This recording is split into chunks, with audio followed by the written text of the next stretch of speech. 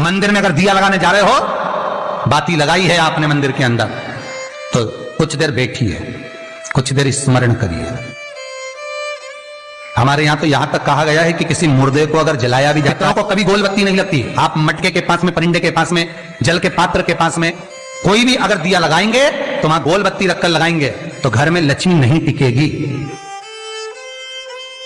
कई लोग कहते हैं कि परिंदे के पास, मटके के पास में, पानी के स्रोत के पास में जहां जल भरते हैं, हंडा रखते हैं, टंकी रखते हैं, वहां पर मटके के पास बत्ती लगाओ, दिया लगाओ, पितर शांत रहेंगे। तो पितरों को शांत करो, मना नहीं है, पर दिया लगाने का नियम है कि पितरों को अगर आप दिया लगा रही हो मटके के पास, परिंदे के पास, या अमावस्या के दिन पितरों के लिए अगर दीप लगा रही हो तो गोल बत्ती अगर लगाओगी तो कार्य कभी सफल नहीं होगा।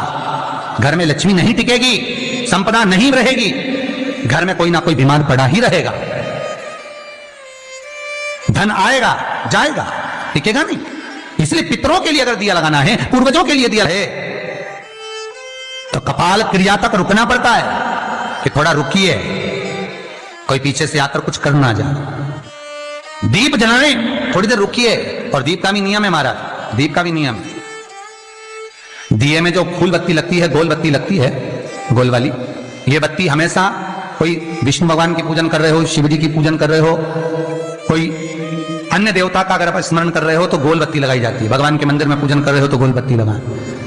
लंबी बत्ती, लंबी वाली जो बत्ती होती है लक्ष्मी की पूजन में, देवी पूजन में, जितनी भी माताओं की आप पूजन करोगे, जितनी भी देवियों का आप स्मरण करोगे, उसमें लंबी बत्ती का प्रमाण है।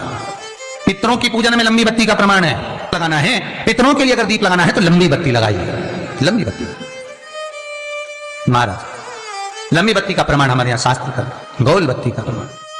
और सुंदर चरित्र कहा, यदि आपके जीवन में बहुत ज्यादा लक्ष्मी से तकलीफ है, कष्ट बहुत ज्यादा है, या संबंध खराब हो रहे हैं, बहू और बेटों के संबंध खराब हो रहे हैं, अदालत में बात चली गई कि लड़की और लड़के का तलाक होने वाला है, बहू अपने घर जाकर बैठ गई, आने को तैयार नहीं है, जमाई अपने घर रह गया, लड़की को लाने को तैयार नहीं है, सास बहू में आपस में तनमन चल रही है, प्रेम बिल्कुल नहीं है, या लक्ष्मी आती ही नहीं, बहुत कष्ट है, जमीन जायदाद पड़ी बिक नहीं रही, तो एक काम करना, इतना दुख अगर आपके जीवन में है तो कार्तिक के महीने तक रुको, और कार्तिक का महीना आए, त्रयोदशी तिथि आए, कोई सा भी हो, सोमवार, रविवार, मंगल, बुध, कोई सी भी त्रयोदशी, प्रदोष, कोई सी भी प्रदोष तिथि आए, उस दिन तुलसी की लकड़ी, पहले से तुलसी आपके घर में अगर सूखी हो, तुलसी सूख गई हो तो उसकी जो लकड़ी होती है, उस लकड़ी का 7 लकड़ी का बंडल बनाकर दीप बना लो। लकड़ी का दीप मतलब लकड़ी, पतली पतली डालियों को लेकर कच्चे सूत से उसको बांध दो, और बांधकर घी में डुबक दो। कार्तिक के महीने में शुक्ल पक्ष की त्रयोदशी तिथि जब आए, प्रदोष का जब व्रत आए, उस दिन भगवान के मंदिर में, शिव मंदिर में नहीं, भगवान किसी भी देवता के मंदिर में, विष्णु के मंदिर में, नारायण के मंदिर में, कृष्ण मंदिर में, राम मंदिर में, किसी भी मंदिर में, मंदिर ना हो तो अपने घर के मंदिर में शाम के समय पर उस तुलसी की लकड़ी का दीप, दिया भरकर उसमें घी डालकर जो दीप प्रकट कर देता है, जला देता है, दीप को प्रज्वलित कर देता है, उसके घर में कभी संपदा की कमी नहीं होती महाराज। विष्णु पुराण में स्पष्ट लिखा है। इसलिए शायद कहा जाता है कि भगवान को सर्वश्रेष्ठ कौन सा चंदन अच्छा लगता है। आपको पहले भी कथा में कहा, आगरा की कथा अगर किसी ने सुनी होगी तो उसमें वर्णन किया, भगवान को सर्वश्रेष्ठ चंदन कौन सा, भगवान को सर्वश्रेष्ठ चंदन कौन सा प्रिय है, वो कौन सा चंदन है जो भगवान विष्णु को लगाएं, राम को लगाएं, कृष्ण को लगाएं, वो कौन सा चंदन है जो श्री हरि को लगाया जाए। तो जीते जी भगवान विष्णु एक बार गले लगाते हैं, उसको कहते हैं हरि चंदन। कौन सा चंदन है? हरि चंदन। हरि चंदन बाजार में नहीं मिलेगा, हरि चंदन आपको बनाना पड़ेगा।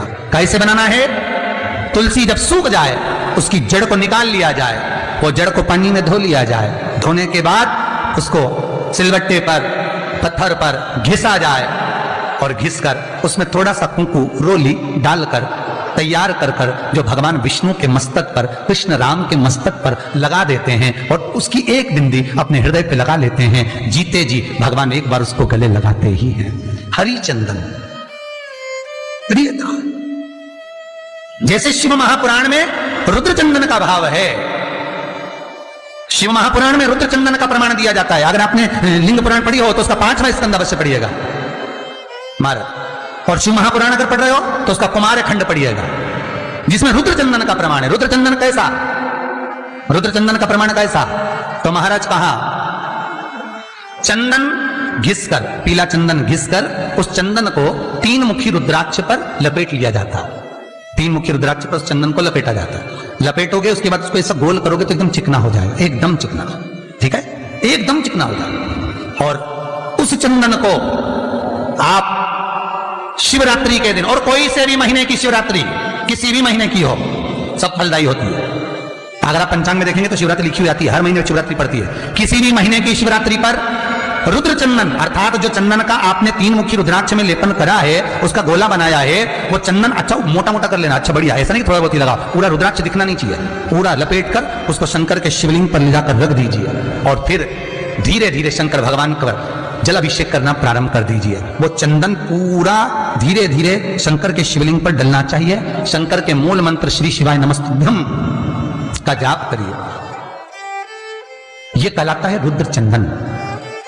इस चंदन के अभिषेक से महाराज जो काम नहीं होता आप कर कर उस कार्य को प्राप्त कर सकते हो, सिद्ध कर सकते हो। श्री शिवाय नमस्तुभ्यम मित्रों, हमारे चैनल MP49 पंडित प्रदीप मिश्रा में आप सभी शिव भक्तों का बहुत स्वागत है। पंडित प्रदीप मिश्रा जी से जुड़े सरल उपायों को देखने व सुनने के लिए हमारे चैनल को लाइक, शेयर व सब्सक्राइब करना ना भूलें। हर हर महादेव।